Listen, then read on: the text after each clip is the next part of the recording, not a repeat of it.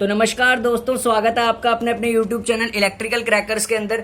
दोस्तों, एक बहुत ही बड़ी खुशखबरी की बात आ रही है, बहुत ही बड़ी खुशखबरी की बात कि आरआरबी जेई का जो पैटर्न है दोस्तों, रेलवे जेई का जो पैटर्न है वो इस बार चेंज हो सकता है, चेंज हो सकता है, चेंज हो सकता है। वो बढ़िया वाला हो सकता है। बढ़िया वाला कैसे दोस्तों? अभी तक जो आरआरबी जेई में सिलेक्शन लेना था वो बहुत ही हेक्टिक था, और क्योंकि इसमें वैकेंसीज भी बहुत ज्यादा आती हैं तो इक्वल अपॉर्चुनिटी बनती है डिप्लोमा और बीटेक वालों के लिए। और दोस्तों, इसमें जो पहले पैटर्न था, ठीक है, पहले पैटर्न था वो सीबीटी 1 और सीबीटी 2 का था, और लंबा प्रोसीजर था निकलने के लिए कि सीबीटी 1 होगा, सीबीटी 2 होगा, फिर किसी का सीबीटी क्वालिफाई होता है नहीं, ठीक है। और बच्चों को नॉन टेक से बड़ी दिक्कत होती है, जिनका टेक्निकल स्ट्रांग होता था वो सोचते थे यार अब इतना लंबा हमें नॉन टेक का पेपर देना पड़ेगा, इतनी सारी हमें ये पढ़ना पड़ेगा। तो दोस्तों, अब आरआरबी जेई ऐसा सीबीटी 1 सीबीटी 2 का खेल नहीं करने जा रहा। क्यों? क्योंकि दोस्तों, सेंट्रल गवर्नमेंट को लोकसभा इलेक्शन से पहले ज्वाइनिंग देनी होती है कभी भी एग्जाम करा के। अगर मान लो इलेक्शंस हमारे 2024 में हैं इलेक्शंस, ठीक है, मार्च तक है, तो उससे पहले पहले ही अगर एग्जाम करा के ज्वाइनिंग दे दी जाए तो ये सोच रहा है रेलवे, और इस बार वो ऐसा करने वाला है कि वो 150 नंबर का एग्जाम रखने वाला है एक ही, जिसमें 90 टेक्निकल क्वेश्चन होंगे और 60 नॉन टेक क्वेश्चन होंगे। अब नॉन टेक के किस किस सब्जेक्ट से आएंगे ये तो सिलेबस जब आएगा ऑफिशियल तभी होगा, लेकिन यस, अब टेक्निकल की वेटेज बढ़ने वाली है।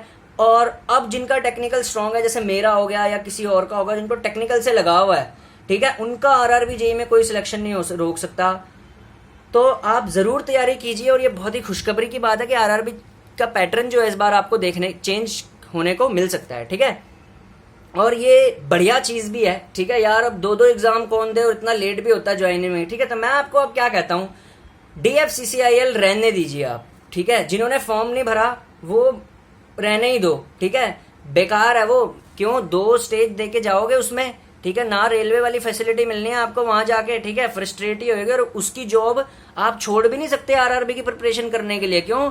6 लाख रुपए का तो बॉन्ड है उसका, और ना उसमें वैसी फीलिंग है, क्योंकि DFCCIL सब्सिडरी कंपनी है रेलवे की, ठीक है ना। तुम मेरी बात नहीं समझते। जिस टाइम मैंने वीडियो बनाई थी, कई बच्चे बोल रहे भाई तो डीमोटिवेट कर रहा है DFCCIL के लिए। मैं डीमोटिवेट कर ही नहीं रहा। अगर आप बिल्कुल अत्यंत बेरोजगार हैं, ठीक है, एक होता है अत्यंत बेरोजगार, ठीक है, मतलब तैयारी को भी 10-15 साल हो गए, कहीं सिलेक्शन नहीं हो रहा, तो मैं आपको कहता हूँ फिर आप DFCCIL भरिए। लेकिन अभी आप ठीक ठाक ही हैं, ठीक है, ठीक ठाक ही, मतलब ठीक ठाक ही टाइम हुआ है तैयारी करते हुए, ठीक है। तो फिर आप सीधा आरआरबी जेई की तैयारी करिए। ऐसा ना हो कि आप आरआरबी जेई की वैकेंसी आने से पहले ही, ठीक है ना, DFCCIL के एग्जाम वगैरह क्लियर कर दें, और आपके आरआरबी जेई में, मतलब आरआरबी जेई का पेपर या ज्वाइनिंग होने से पहले आपकी DFCCIL में नौकरी लग जाए। फिर वहां से नौकरी छोड़ना बहुत मुश्किल हो जाएगा आपके लिए, क्योंकि DFCCIL का जो सर्विस बॉन्ड है वो नॉर्मल तो है नहीं, ठीक है ना। एक नया गया हुआ लड़का 6-6.5 लाख रुपए तो पे कर नहीं सकता जॉब छोड़ने के लिए, और स्पेशली अगर वो डिप्लोमा होल्डर है तो, क्योंकि डिप्लोमा के जो बच्चे होते हैं बेसिकली बहुत ही मिडिल क्लास बैकग्राउंड से होते हैं या लोअर मिडिल क्लास से होते हैं, तो उनका पर बीटेक वगैरह जिसने करी है वो तो चलो इतना भर भी देगा, क्योंकि उनके तो माँ बाप ज़्यादा मतलब थोड़े ज़्यादा पैसे वाले होते हैं as compare to diploma holder, चलो वो तो छोड़ के भर भी देगा, ठीक है।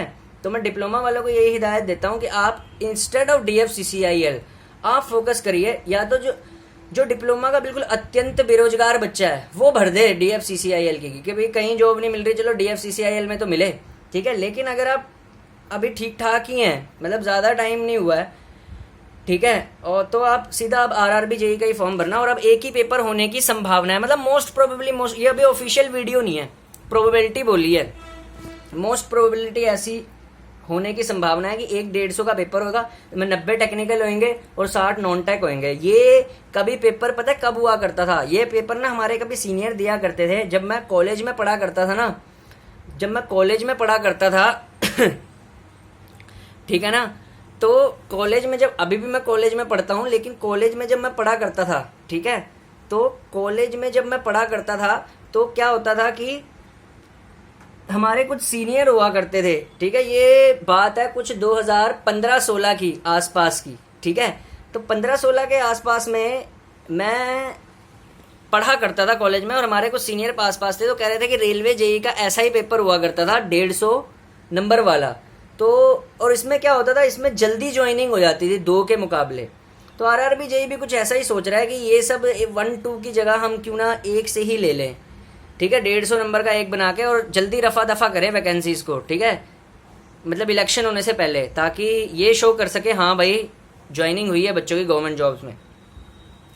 और आरआरबी जेई एक ऐसा एग्जाम है भैया जो एक बार ही चला गया, उसके बाद पता नहीं कब अपॉर्चुनिटी आती है। ये हर साल नहीं आता यूपीपीसीएल जेई की तरह, इसमें एक ही बार आती है और अंधाधुंध वैकेंसी आती है, ठीक है, समुंदर जितनी वैकेंसी होती है इसमें, सागर है वैकेंसीज का अच्छा खासा, ठीक है, तो कंपटीशन भी अच्छा खासा होएगा, सब भरेंगे, ठीक है।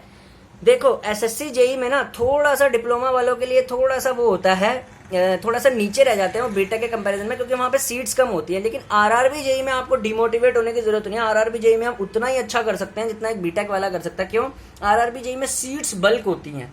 मैं जो बात बोलता हूँ बिल्कुल ऑथेंटिक बोलता हूँ। डीएफसीसीआईएल के लिए भी मैंने आपको सतर्क कर दिया कि यार आपको ना इतना पैसा वेस्ट करने की जरूरत नहीं है। 1000 रुपए की तो उसकी फॉर्म फीस है, सीटें उसमें इतनी सी हैं इलेक्ट्रिकल की, ठीक है, ठीक है। तो अगर अत्यंत बेरोजगार है तो तब करना उसकी तैयारी, नहीं तो फिर वहां जाके आप फंस जाओगे। और रेलवे की सब्सिडरी है वो, रेलवे डिपार्टमेंट नहीं है वो। तो बच्चे स्टेटस बढ़ाने, जो डीएफसीसीआईएल में निकलते हैं ना बच्चे, वो अपना स्टेटस बढ़ाने के लिए अपने पड़ोसियों को बोल देते हैं कि हम रेलवे में काम करते हैं।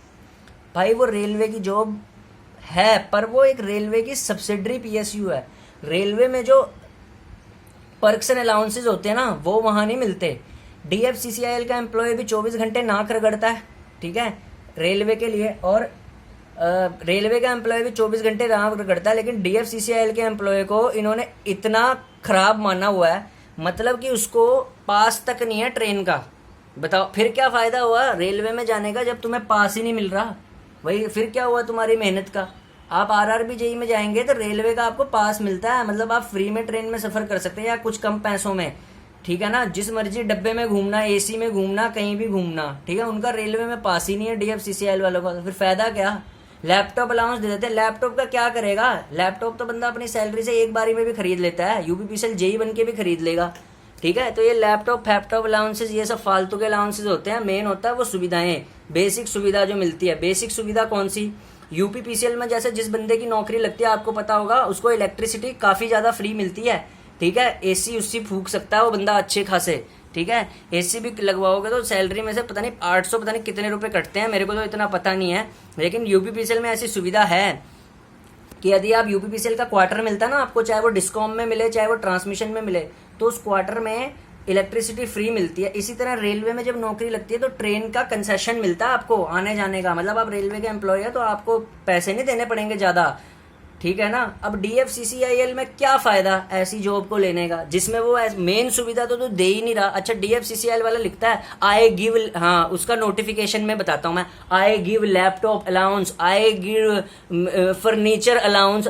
फर्नीचर तो भैया किसी भी जॉब में ले लेगा आदमी, बेसिक सुविधाओं तो दो उनको। बेसिक सुविधा किस में मिलती है? डिपार्टमेंटों में मिलती है हमेशा, मैं सच बता रहा हूँ। पीएसयू वाले ये बोल तो देते हैं कि ये अलाउंस दे देंगे, वो उसका क्या करेगा बंदा? अचार डालेगा क्या फर्नीचर अलाउंस का? फर्नीचर तो बंदा भाई पैसे आएंगे तनख्वाह आएगी तब भी ले लेगा, ठीक है ना, उसका अचार डालेगा। मेन होता है बेसिक सुविधाएं। जैसे यूपीपीसीएल में अगर किसी की जॉब लगती है उसको इलेक्ट्रिसिटी में कंसेशन मिलता है, आरआरबी जेई में जिसको जॉब लगती है उसको रेलवे में कंसेशन मिलता है, तो आरआरबी जेई ज्यादा बेटर हुआ ना डीएफसीसीआईएल जेई से, ठीक है ना। और दूसरा क्या बोलते हैं, हाँ पर पीआरपी दोनों जगह ही नहीं है। पीएसयू का एक फायदा ये होता है कि बोनस मिल जाता है उनको, वो क्योंकि कंपनी है तो वो प्रॉफिट में चलेगा, डिपार्टमेंट होता है घाटे में चलता है, तो ये होता है थोड़ा, ठीक है। तो ये बहुत बढ़िया चीज़ है। तो आपको आरआरबी जेई की तैयारी अच्छे से करनी चाहिए और एक ही एग्ज़ाम में इस बार आपको देखने को मिल सकता है। उल्टा सीधा ना बोलना, मैंने बोला मिल सकता है, ज़रूरी नहीं है अभी, पर ऐसा करने की कोशिश कर रहे हैं, ठीक है, ठीक है। तो अच्छी बात है, इसकी तैयारी करना। 90 टेक्निकल में तो सिंपल, और आरआरबी जेई का जो पैटर्न होएगा ना इस बारी, वो सिलेबस 90 टेक्निक, अगर सिर्फ इस बार टेक्निकल पूछ रहा है ना तो सारा सिलेबस कवर करेगा। देखना इस बार नया सिलेबस निकालेगा टेक्निकल का आरआरबी जेई, यूपीपीसीएल टाइप का सब होगा उसके अंदर, ठीक है। तो बढ़िया है, ठीक है। और एक बात और अच्छी है आरआरबी की, आरआरबी ना कभी भी छलावा नहीं करता। अगर नया सिलेबस भी निकालेगा ना, जितना सिलेबस वो दे रहा है ना उतने में से ही पूछेगा, जैसे एनएचपीसी पूछता है, ठीक है। तो ये अच्छी बात है और आप तैयारी कीजिए, ठीक है। तो DFCC एक मेरे में इससे मैंने पहले भी वीडियो डाली थी सर्विस बॉन्ड में, उसमें DFCCIL के बारे में मैंने थोड़ा सा नेगेटिव व्यू कहा था। तो नेगेटिव व्यू मैंने इसीलिए कहा था दोस्तों क्योंकि वो एक नया डिपार्टमेंट है, वहाँ पे स्टाफ की भी कमी है, और वहाँ पे अगर आप जाएंगे ना तो आप किसी दूसरी जॉब के लिए प्रिपेयर नहीं कर सकते अगर आप फाइनेंशियली स्ट्रॉन्ग बैकग्राउंड से नहीं है। भाई 6.5 लाख रुपए कैसे दोगे, खुद भी तो सोचो यार। मैं बताता हूँ, और किसी PSU में जाके बंदा कम से कम तैयारी तो कर लेता है दूसरे की। जैसे फॉर एग्जांपल कोई बंदा अगर इंडियन ऑयल में सिलेक्ट होता है, वो इंजीनियरिंग असिस्टेंट की पोस्ट कर रहा है, तो इंडियन ऑयल का सर्विस बॉन्ड कितना है, ज्यादा ज्यादा 1 लाख रुपए का है। 1 लाख रुपए तो अगर वो 4-5 महीने में भी कमाता तब भी कंपनी को दे के छोड़ के जा सकता है, लेकिन 6.5 लाख रुपए में तो बहुत मुश्किल हालत हो जाएगी। अगर आप DFCCIL में चले गए और आपका मन किया RRB JEE में आने का या UPPCL JEE में आने का, तो आप कर ही नहीं पाएंगे, ठीक है ना। ये लॉजिक से भी तो सोचो ना। तभी मैं हमेशा एडवांटेज एंड डिसएडवांटेजेस की वीडियो भी लेके आता हूँ दोस्तों। ऑलराउंडर चैनल, आप इसको सब्सक्राइब करिए और इसमें यूनिक कंटेंट मिलता है हमेशा। जो बात मैं बोलता हूँ वो 100% ऑथेंटिक बात होती है हमेशा। NHPC की वैकेंसी के लिए सारे यूट्यूबर बोल रहे थे इस साल नहीं आएगी, इस साल नहीं आएगी। मैंने क्या बोला था, जून के फर्स्ट वीक में आएगी, और जून के फर्स्ट वीक में नोटिफिकेशन आया दोस्तों, ऐसा ही हुआ। और UPPCL का भी देख लेना, सितंबर में आ जाएगा, और अगर UPRVL की ऐड होके आई साथ में तो अक्टूबर नवंबर तक आएगा नोटिफिकेशन, फिर थोड़ा लेट होएगा, ठीक है। तो यही बात है। और RRB JEE का एग्जाम जितने मेरे सब्सक्राइबर हैं उन्होंने सबने देना है, ठीक है। प्रदीप सिंह बिष्ट भी देंगे, सारे देंगे, क्योंकि RRB JEE भी एक UPPCL के बाद अगर कोई देखा जाए ना डिमांडिंग जॉब इलेक्ट्रिकल में, तो RRB JEE है, SSC JEE से भी ज्यादा। और SSC JEE में मैं थोड़ा सा नीचे क्यों रखता हूँ RRB JEE से, क्योंकि SSC JEE में ना आप देखोगे कि डोमिनेंस जो करता है ना पावर में, वो सिविल इंजीनियर करता है। SSC JEE में दोस्तों ज्यादा डोमिनेंस सिविल इंजीनियर की है, इसीलिए वहाँ वैकेंसी भी सिविल की निकलती है ज्यादा, ठीक है ना। वहाँ पे रुतबा रॉब सब आपको सिविल का देखने को मिलेगा, इलेक्ट्रिकल का इतना रुतबा भी नहीं है SSC JEE में। जबकि RRB JEE ठीक है ना। और RRB JEE में जो डिपार्टमेंट आपने चुनने हैं फॉर्म भरने से पहले, किसमें हेक्टिक जॉब होती है, आपने सुना होगा TRD, TRS, जनरल सर्विसेज, ये क्या क्या चीजें होती है फॉर्म भरते वक्त, जैसे मैं बताऊंगा उस हिसाब से आप अपने भर ले लें। जब नोटिफिकेशन आएगा तो मैं एडवांटेजेस डिसएडवांटेजेस भी बताऊंगा सारे डिपार्टमेंटों के लिए। इसलिए जितनी ये नॉलेज चाहिए तो इसके लिए मेरा चैनल सब्सक्राइब कर लो, ठीक है। यहाँ पे यूनिक कॉन्टेक्ट मिलता है और ऑथेंटिसिटी मिलती है, एडवांटेज डिसएडवांटेज भी बताए जाते हैं। अब लोग, कई बच्चे बोलते हैं भाई तो एडवांटेजेस और डिसएडवांटेजेस क्यों बताता है जॉब के। तो यार आजकल का यूथ जो है ना वो जॉब के लिए बिल्कुल पागल है। पागल इसलिए भी है क्योंकि वैकेंसीज बहुत कम है, ठीक है, और बच्चे बहुत ज़्यादा हैं, तो वो कहीं भी जॉब को भर ले रहे हैं, लेकिन उसके एडवांटेजेस और डिसएडवांटेजेस नहीं देख रहे। जैसे DFCCIL में जाके बंदा फंस जाता है, क्यों, स्टाफ की कमी है, ठीक है, फील्ड की प्रॉपर जॉब है, ठीक है, और अगर वो जॉब को छोड़ना चाहता तो बेचारा छोड़ भी नहीं सकता, तो फिर वहां जाके मेंटली प्रेशर में भी तो आएगा, ठीक है। इसी तरीके से मेट्रो LMRC का बच्चा दूसरे एग्जाम नहीं दे पाता। आपको पता है जो बच्चे इस साल LMRC में सेलेक्ट हो गया ना, अभी जो पेपर हुआ था पीछे, वो दूसरा एग्जाम नहीं दे पाएंगे। क्यों, LMRC की एक चाल होती है, वो 10वीं की DMC अपने पास रख लेता है, ठीक है। अब जब 10वीं की ओरिजिनल DMC अपने पास रख ली, तो अगर वो मान लो UPPCL का एग्जाम देता है LMRC की जॉब के साथ, तो डॉक्यूमेंट वेरिफिकेशन में क्या दिखाएगा, और NOC भी नहीं देता LMRC इतनी जल्दी, ठीक है।